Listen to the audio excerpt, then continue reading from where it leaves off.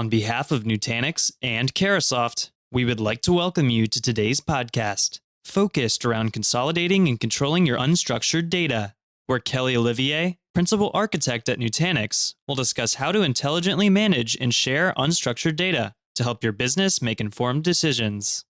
Talk a little bit about some of the storage offerings that Nutanix offers, and a little bit about where they came from, where the requirements came from, and how we address some of those things. A little bit about me, Principal Architect at Nutanix. I've been here a little over 8 years.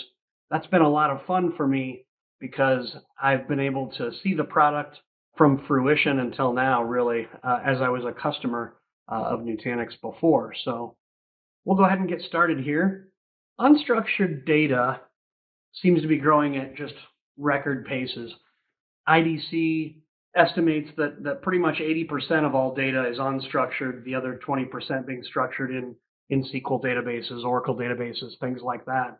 So when we think about data in general, especially at home and in the enterprise, a lot of the data is similar: audio, video, documents, application data, things like that, all kinds of unstructured data. And IDC's report that came out in 2018 suggests that by 2025, there's just these record massive numbers of data, 445 zettabytes.